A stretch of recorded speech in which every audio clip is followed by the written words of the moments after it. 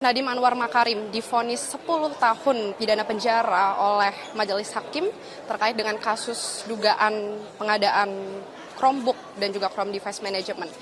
Satu yang menjadi sorotan ini adalah tidak bulatnya suara hakim terkait dengan putusan ini. Saya akan bertanya langsung kepada Mas Nadiem Makarim terkait apa tanggapan beliau terkait vonis yang dijatuhkan.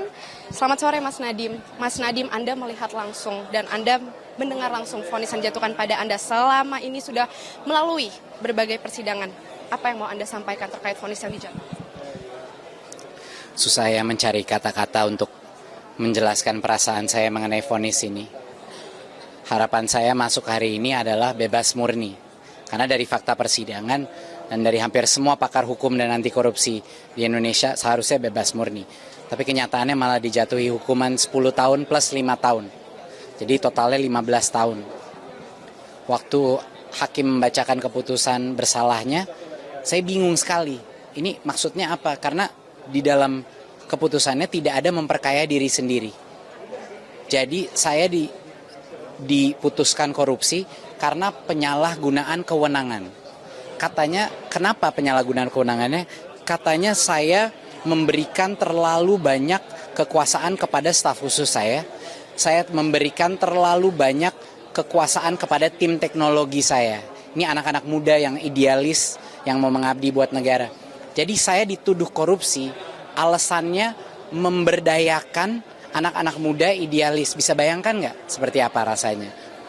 Dan yang lebih aneh lagi, walaupun di dalam keputusannya saya dibilang tidak memperkaya diri sendiri karena memang tidak ada suap, tidak ada aliran dana sama sekali. Saya hanya dituduh memperkaya Google. Sekarang bayangkan, untuk apa saya memperkaya Google? Itu nggak masuk akal. Dan yang terakhir nggak masuk akal, setelah di dalam keputusan tidak ada memperkaya diri sendiri, setelah itu saya diberikan denda uang pengganti 809 miliar. Yaitu saya tidak punya uang itu. Nilai kekayaan saya di akhir menjabat menteri jauh di bawah itu.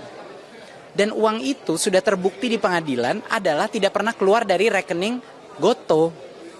Dan sudah terbukti, jadi aneh keputusannya membilang saya tidak memperkaya diri sendiri, tapi habis itu harus membayar uang 809. Tidak ada satupun dalam logika keputusan ini yang masuk akal.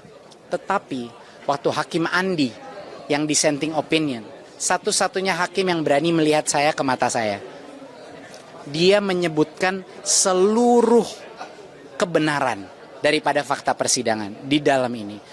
Jadi sebagai dissenting opinion, Hakim Andi itu menyebut tidak ada unsur korupsi, tidak ada konflik kepentingan, dan Hakim Andi menyebut tidak ada keterlibatan Nadiem di dalam pengadaannya.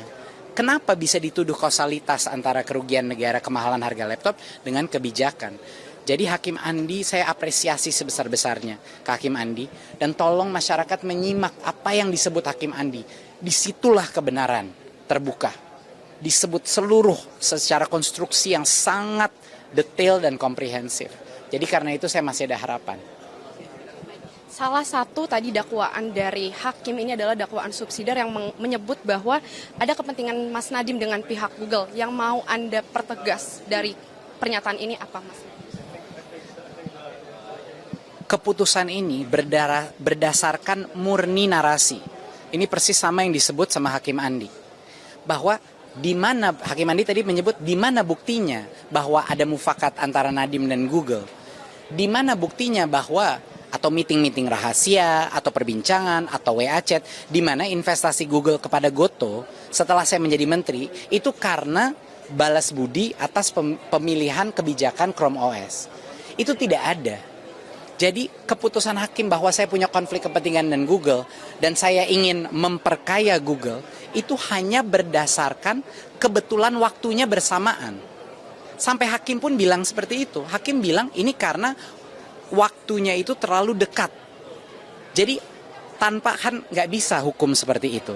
Keputusan itu harus berdasarkan bukti. Harusnya ada bukti meeting-meeting tersembunyi. Ada saksi yang bilang terjadi mufakat.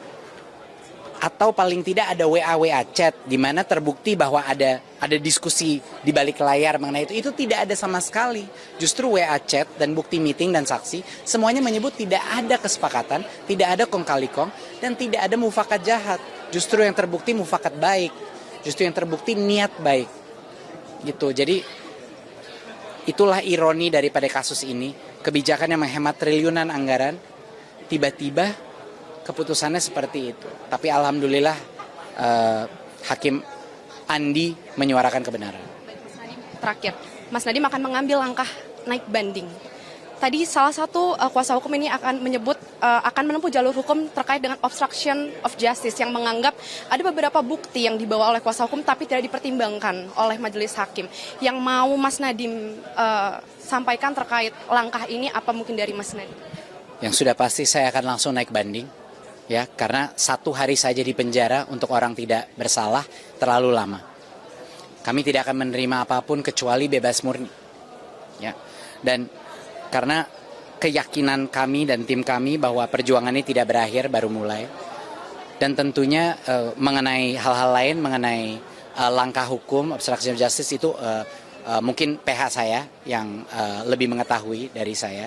Tetapi yang sudah jelas dan masyarakat kayaknya sudah tahu, rekayasa hukum yang telah terjadi ini benar-benar melampaui batas.